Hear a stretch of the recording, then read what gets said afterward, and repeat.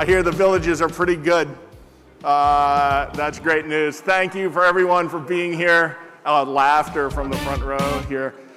Thank you everyone for being here at BlueHat Asia in Bengaluru. This is my first time in Bengaluru. I've been to India many times before, but this is my first time here. What a beautiful facility, a beautiful hotel. I want to talk to you about something a little different than we have done in the past at talks like this. I want to talk to you about cognitive and statistical biases.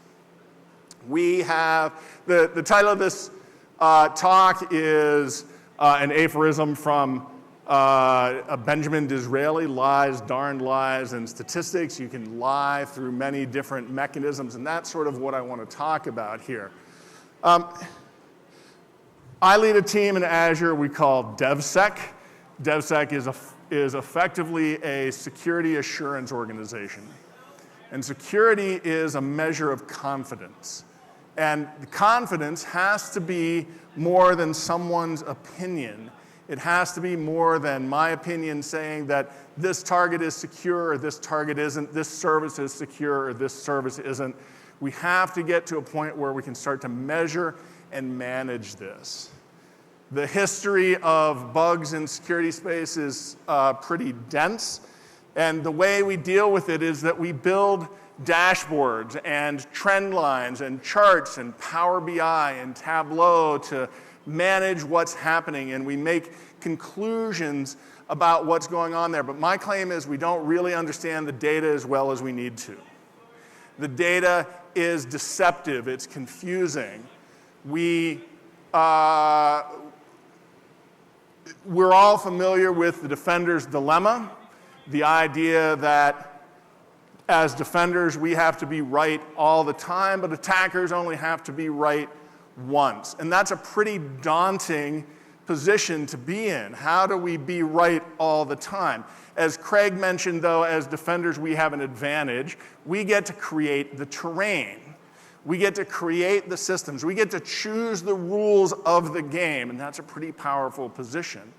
But there are two common reactions to the defender's dilemma, this idea that we have to be right all the time. The first reaction is a kind of nihilism. We say that there's always going to be bugs, we're never going to get over them, we just have to respond, it's just a fact of life, and move fast and be on the patch treadmill. The other common response to the defender's dilemma is a kind of manic optimism. If only I work hard enough, I'll fix every last bug. And some of you flip-flop between those positions. I know you do, because I do it too. Let's work hard, let's fix all the bugs, or we're never going to be able to solve everything, we've just got to respond. I think there's a better way.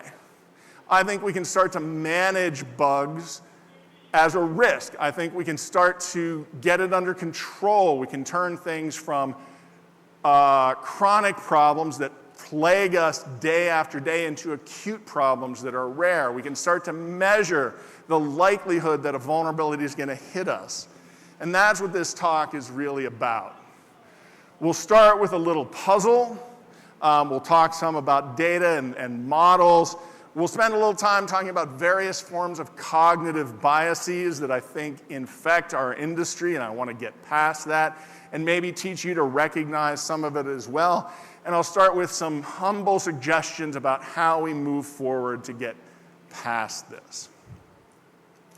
But first, let's start with a couple of cute kids. These are my kids. These are David and Jennifer. This is them about, 18 or so years ago. They're born 2 years apart on the same day. Jennifer's 2 years older than David. And Jennifer has always been mad at David because he stole her birthday. And so every year on their birthday, and I'm not going to tell you when that is for obvious reasons, every year on their birthday there's always a little struggle between them. They're in their mid-20s now, or their early 20s, I guess, and they're the best of friends. They look a lot like their mother, thankfully, so that's good news, but they're cute, adorable kids, and I just love this picture. I always have loved this picture. But it gives us an opportunity, aside from looking at my adorable children, it gives us an opportunity to have a little puzzle. If there's a family that has one child that's a girl, at least one child that's a girl, what's the chances that the other child is a boy? Any guesses? 50%. Seems like a pretty simple puzzle, right? But we're not asked to solve simple puzzles. We're asked to solve very hard puzzles. This is a chart that many of you will recognize. This is a chart compiled by Robert Hansen, aka R Snake. This is a chart of CVEs per year over time. I've been doing security a long time. In fact, I was a member of the first CVE board. And way back when vulnerabilities were still rare and new, we thought 100, 1,000 vulnerabilities a year. If only we could give them a number and track them, we could help the community patch them, and we'll stay ahead of everything. History has proven that naive assumption quite wrong. Now we're up to something like, what is the number here? 11,662 vulnerabilities on average per year. But is that a useful number? If your boss asks you, how many vulnerabilities are we going to see next year? Are you going to say 11,662 on average? Of course you're not. Nobody's going to believe that. You're going to say something closer to 40,000. We'll see 40,000, maybe 45,000 next year. If you said 11,000, you would be proven quickly wrong by April or May or June or whatever, whenever we cross 11,000, and your boss, she wouldn't believe the predictions you're making for 2027. You wouldn't have any credibility.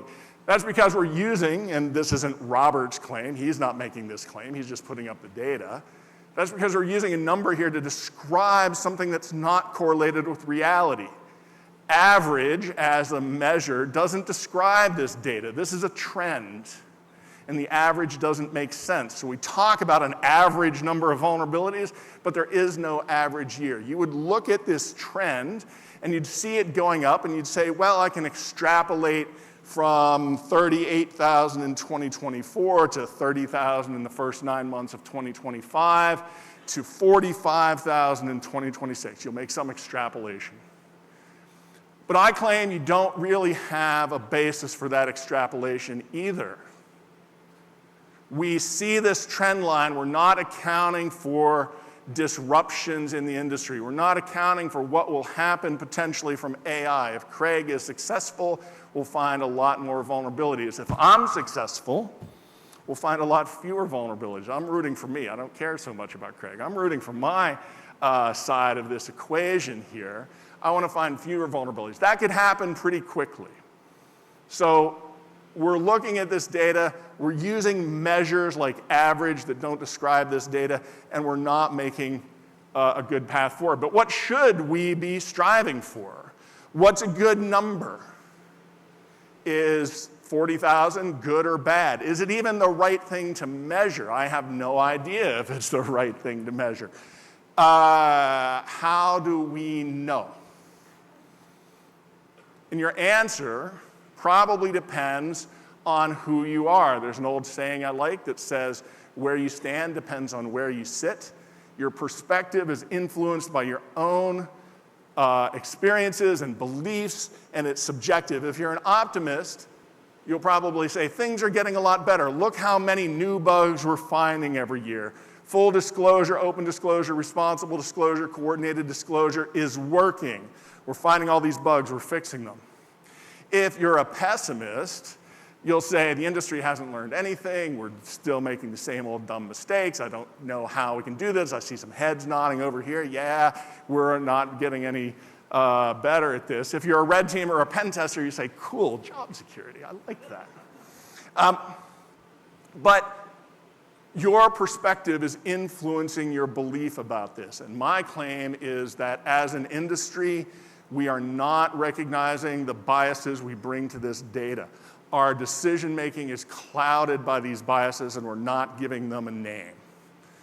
Our decisions are clouded by these biases, and we're not giving them a name. So let's give them a name. These are common names. I didn't make these up. These come from psychology. These are well-understood statistical and cognitive biases that we are committing all the time.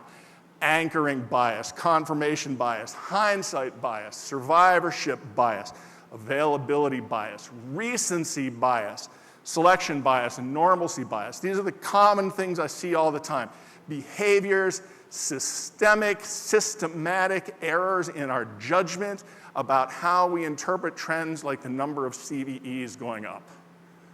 We make these errors all the time. So let's talk about them. Let's see what they really mean.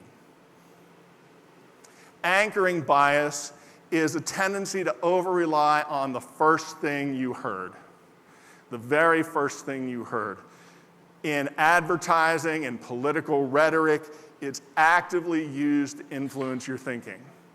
If you have a politician giving a speech, in the United States, it might be the State of the Union address. The president might say, the state of our union is strong. They're intending to fix your belief on that system, and then they'll go on to describe all the other things, but you have already heard this first thing and you rely on it. In security, we see that happen a lot more innocently, and it robs us. One of the things I see an awful lot is that people will describe a technology as secure. TLS is secure. SSH is secure. They've got it in the name. How could it not be secure? And that robs us of our critical thinking. That robs us of the belief that TLS or SSH or any of the other secure technologies out there, it takes away our ability to see what they really do. TLS isn't secure. I mean, sure it is. Yeah, I don't want to say that Microsoft is not on stage saying that TLS is insecure. That's not what I'm saying. I'm saying that TLS provides channel confidentiality and integrity over an open network. That's what it does. It does not provide security against the cookies stored on the machine. It does not provide protections against the PKI failures. If you start to think of TLS as secure, you might overlook those things when you're doing your security reviews. You have to take the reality into account. Let's talk about confirmation bias. Confirmation bias is when you search for evidence that supports your beliefs and you exclude other evidence. We see this a lot in security testing. If someone is developing an authorization system, they'll develop a test and say, I've entered the right password and it let me in, therefore my system is secure. That, of course, isn't the right test. You're looking to see that it works. We see that as a surprisingly frequent basis. Fuzzing works because it avoids confirmation bias. By introducing random variables into your test patterns, you avoid your own confirmation bias. That's why fuzzing finds things that ordinary other kinds of testing doesn't. It gets you past that conversation, gets you past that bias. So I will encourage you to relentlessly try to prove yourself wrong when you are challenged with what happened. Is there a vulnerability here? Was there an incident? Did somebody attack me? Try to name your biases, try to give them a name, try to prove yourself wrong as you go through. Let's talk about hindsight bias. Hindsight bias is the belief that something was predictable even though it wasn't. You see this in the grouchiest security people, of which I count myself a member of that club. I knew that would get hacked. If only you had listened to me, nothing bad would have ever happened. If any of you found yourself in a conversation like that, I think you probably have. Demand evidence of people making post facto claims. If you want to be bold, start making real predictions. Start making real, testable, falsifiable predictions about the future.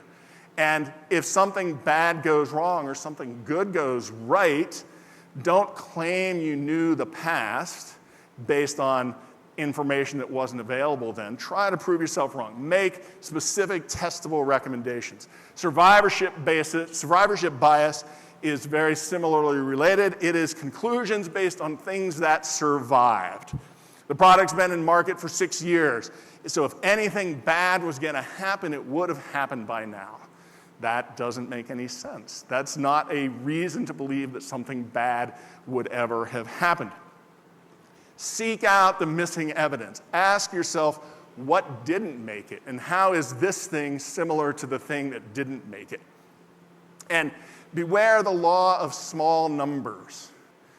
There are lots of charts you'll find around the world that say the safest places to live are small towns. If you look on a list of any safe places in any country in the world, small towns will be on the top of the list. Well, guess what? Small towns are also the most dangerous places to live. Small towns, one act of violence can skew those statistics dramatically. And in a small town of 100 people, one robbery does not mean you have a 1% chance of getting robbed in that small town. The law of small numbers distorts perspective. So real data puts thresholds. It recognizes sample sizes. Small samples don't mean anything, so let's stop pretending that they do. Availability bias is judging the likelihood of an event based on how easily an example of it comes to mind. And that happens a lot in security. We remember the traumatic things. Some of you aren't quite old enough to remember some of the traumatic things in my security lifetime. Anybody remember the Morris worm? Am I the only one that remembers the Morris worm? That was in 1988. How about Slammer? How about any of the big worms that went on? I can't even remember my own trauma. Dramatic events are easily recalled, and they influence our thinking about what's going to happen in the future. Do you have logs about what happened? Do you know that you're not being attacked? If I were an attacker, I would try to make sure, and I knew you were looking at me, if I knew you were observing at me, I would try to make sure that some of my activity is visible to you. That is playing into attackers' own beliefs, the defender's own beliefs about what's happening. If they can see some of the attacks, they're going to concentrate there. Selection bias is my favorite in this list. It happens all the time in information security. We do a very, very bad job at it. Selection bias happens when the data that you're looking at is not representative of the whole population. When it's not representative of the whole population. So projects focused on specific targets, specific pen test targets, or things that look at individual classes of vulnerabilities or bug bounty programs, by the very design of the system, might introduce selection bias that clouds the results. Third-party things like bug bounties that I mentioned can introduce this kind of selection bias and can be really, really difficult to overcome. Let's look at, there's a typo on that slide. That should read CWE, not CVE. That's my fault. My apologies for that. But let's say you were presented with a chart like this. Let's say that you had a chart that said, here's the vulnerabilities reported to my organization over the last year by CWE category. What can you conclude from this information? Can you conclude that CWE 4 is 5 times more serious than the rest? Maybe. Maybe CWE 4 was contributed by one product in a large portfolio of products. Maybe CWE 4 was enabled by a new breakthrough in how you find it.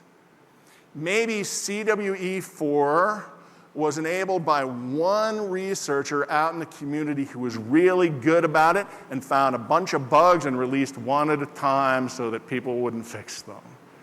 So you could keep getting that good bug bounty money. Maybe it came from a lack of skill of the researchers for looking at the other things. You can't make definitive conclusions about what this data means unless you understand the processes that led to this data. And we don't do a very good job at that. We will make claims that this kind of bug or that kind of bug are really bad. We'll make claims that vulnerabilities are going to keep going up. We'll make claims that this company, this kind of target, that kind of target are really bad. but we don't know unless we're looking at the underlying data. Normalcy bias happens because people believe the future will resemble the past. Things will be normal. It's extremely common. It's been studied in the literature and human disasters over and over again. People will stand on the shore of an ocean or a sea. They will watch the tide go out. They know what that means. That means a tsunami is coming. They will stand there and watch the tsunami wash over them because they don't believe these incredibly rare things are going to happen. They can't even process it. It's not that they don't believe it's unlikely, it's that they believe it won't happen, period. So they don't account for it in their threat model, they don't account for it in their thinking, they don't account for it in their preparation. Right now, today, back in Redmond where I work, we're having a fire drill in the building where I work. They are going to sound an alarm. Everybody will get up out of their chairs in whatever meeting they will in. They will dutifully march out the door. They will gather in the appropriate place, and everybody will grumble and say, it's not going to happen. There's never going to be a fire. But fire drills save lives. Fire drills save lives. We have to drill for the things that we don't anticipate. We have to have a concrete understanding that these things might come to pass. We mentioned earlier in the talk, I think it was Craig or Tom mentioned alert fatigue. Alert fatigue is a form of normalcy bias. It was never a problem before. It's not a problem now. If you're familiar with people who work in a SOC, they see a lot of these alerts come by.